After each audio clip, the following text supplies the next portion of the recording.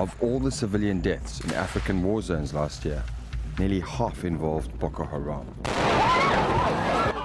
But we'll probably never know the full extent of the violence, because despite journalists trying to get the facts, accessing them is nearly impossible.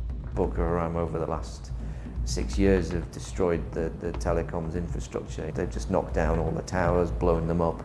So you have to actually wait until the people who've managed to escape from these attacks tell you exactly what happened in person. For Boko Haram, it means that it is able to present itself as quite this monstrous, all-powerful behemoth, which isn't necessarily the case. There's a lot that we do not understand about this group, but it is pretty clear that this is a group that is very effective at exposing institutional weaknesses. These are people with no skills, no education, no resources, no military training whatsoever, that the Nigerian security services have failed over the last 6 years to infiltrate.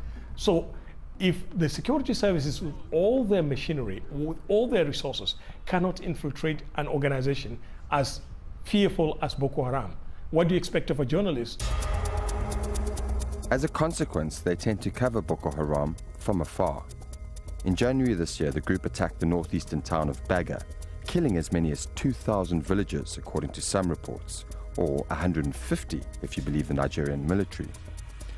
Our only window into the destruction came from satellite imagery, before and after shots of the burnt-out village, which is why the death toll is unverifiable.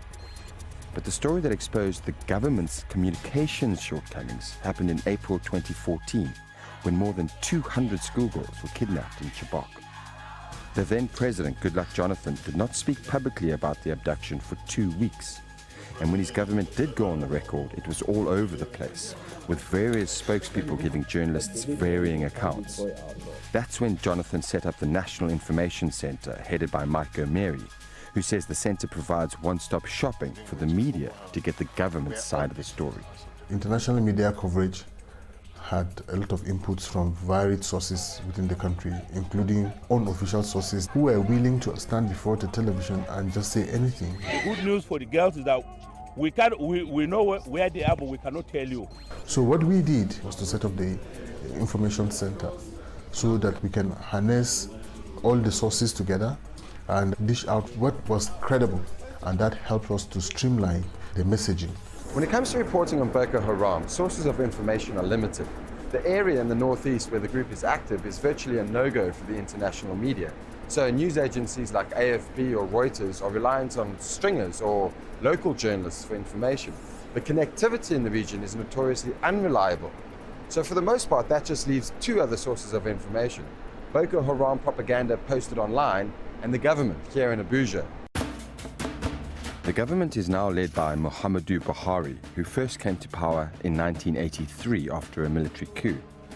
Back then, he introduced something called Decree 4, which prohibited journalists from reporting information that the government deemed embarrassing.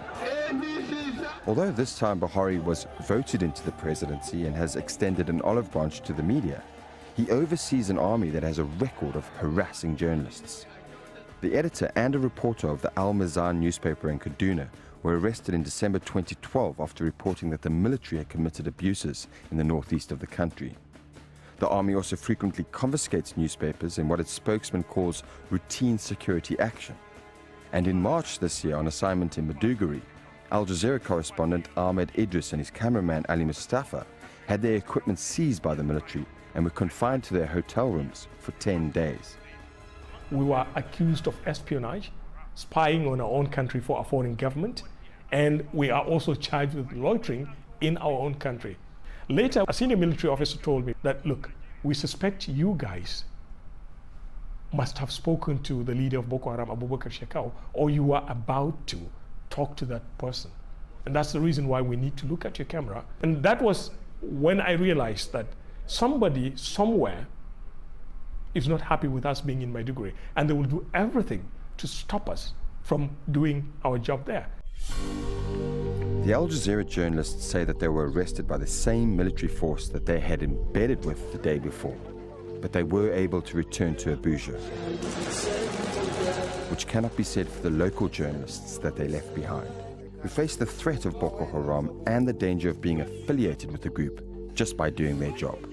So you had cases where some journalists who perhaps were aware of Boko Haram from the time that it was founded, from 2002, and had tracked this group and its evolution and had people that it could speak to understand the group. These journalists then became vulnerable to accusations that they were members of Boko Haram. So sometimes you have to balance between security and the accuracy of your reports.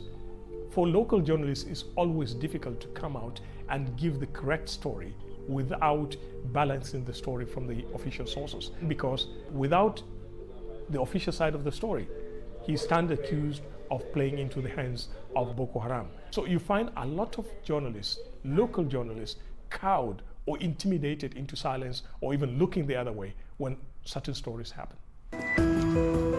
Information is a rare commodity in the fight against Boko Haram, and the authorities are, in part, responsible for the scarcity of coverage. In June, Nigeria joined forces with neighboring Chad, Cameroon, and Niger to combat the militants. But in the words of the government's own spokesman, these wars are not won by bullets alone. And by failing to make the media its ally, Abuja may have aided its enemy. The ineffective media strategy emboldened the terrorists because they now realized that less than credible information were being passed.